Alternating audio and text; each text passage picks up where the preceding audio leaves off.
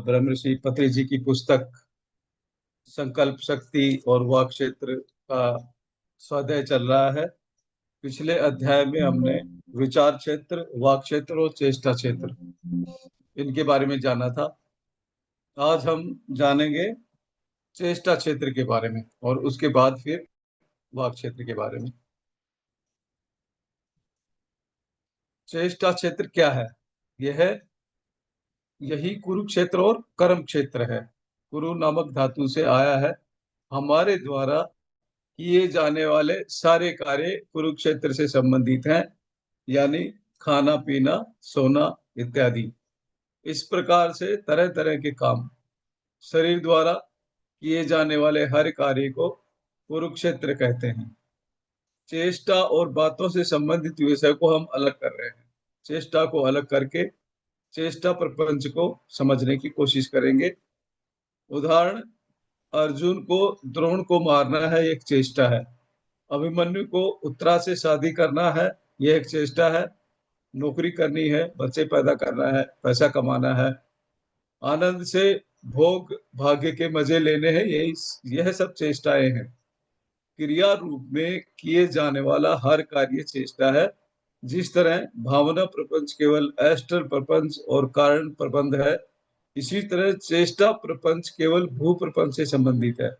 ये कुरुक्षेत्र और कार्य क्षेत्र है। क्षेत्र के बारे में, यानी तीसरे क्षेत्र चेष्टा क्षेत्र के बारे में, कुरुक्षेत्र और कार्य क्षेत्र के बारे में चर्चा करेंगे हम। इस प्रपंच में तरह तरह के मनुष्य हैं। पहले मानव शरीर में प्रवेश करने वाले लोग हैं, यानी आत्मा जब मानव शरीर में आती है प्रथम बार, मानव शरीर में प्रवेश करके 10 जन्म लेने वाले लोग हैं, 500 जन्म लेने वाले लोग भी हैं। इन सारे लोगों के स्वभाव एक जैसे नहीं होते। पहले मानव में तमोगुण प्रधान रूप में आता है। कुछ जन्म लेने के बाद धीरे धीरे वह गुण परिवर्तित होते हुए रजोगुण प्रधान बन जाता है। उसके बाद धीरे धीरे परिवर्तित होते हुए सतोगुण प्रधान बन जाता है और उसके बाद धीरे धीरे परिवर्तित होते हुए निर्गुण बन जाता है। इसका मतलब मनुष्य तरह तरह के गुण से गुजर जुड़ा हुआ है। इन तरह तरह के मनुष्य के कार्यक्रम किस प्रकार के होते हैं? क्या एक प्रकार के होंगे? बिल्कुल नहीं। तरह तरह के गुण संचय वाले मानव के बाहरी कार्यकलाप दूसरे के कार्यकलाप जैसे नहीं हो सकते। एक तमोगुण प्रधान व्यक्ति के कार्यकलाप उसके गुण से संबंधित होते हैं, संपूर्ण रूप से उन गुणों तक अंकित होते हैं, उन गुणों का प्रतिरूप प्रतिछाया बनकर रहते हैं।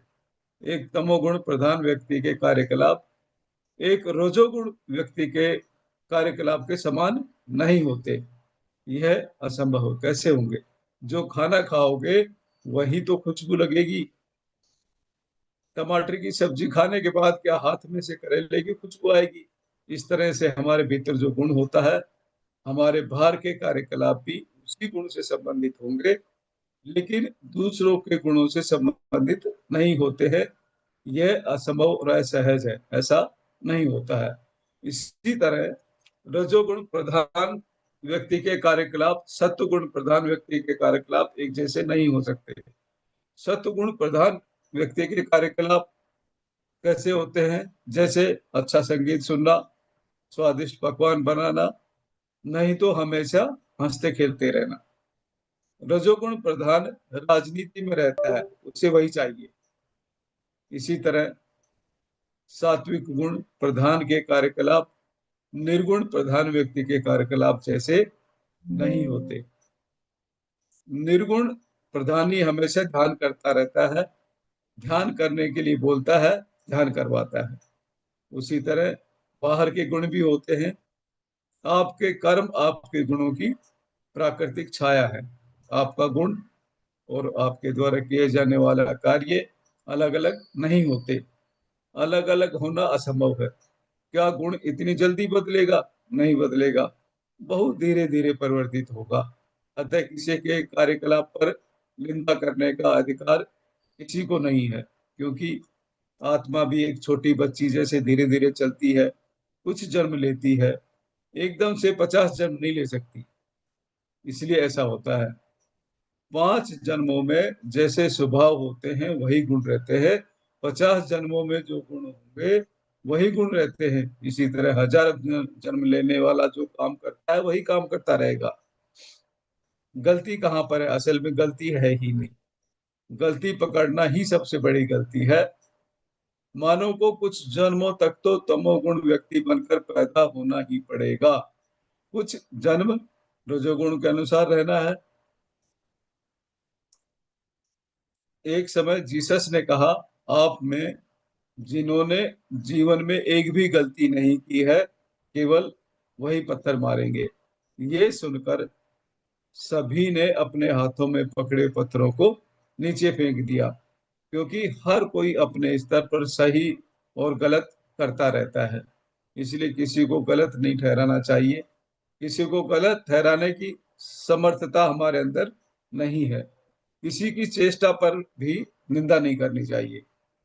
किसी की चेष्टा की निंदा करने का हक हमें नहीं है, इस लोक में भी नहीं, किसी भी लोक में नहीं।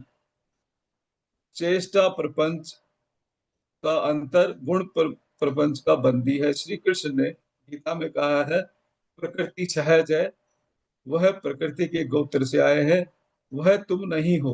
तुम्हारी चेष्टा भी तुम नहीं हो, तुम्हारा रजोगुण भी तुम नहीं हो, तुम्हारा तमोगुण भी तुम नहीं हो, तुम्हारी सात्विकता भी तुम नहीं हो। तुम गुण रहित हो, यानी निर्गुण हो। वह तुम्हारी वस्तुतः तुम्हारी प्रकृति है। बाकी प्रकृति में जैसे तमोगुण, रजोगुण और सतोगुण अपने आप काम करते रहते हैं, आप भी उनके साक्षीभूत और साक्षी मात्र हो। उन पर ध्यान देने की आवश्यकता आपको नहीं है। उन पर ध्यान देने का अधिकार आपको नहीं है। जैसे चलते समय हम परछाई पर ध्यान नहीं देते, जिस तरफ हम जाएंगे उसी तरफ अपने आप परछाई जाएगी। हम रुक जाएंगे तो वह भी रुक जाएगी। असल में क्रियाशील कौन है? हम या हमारी परछाई?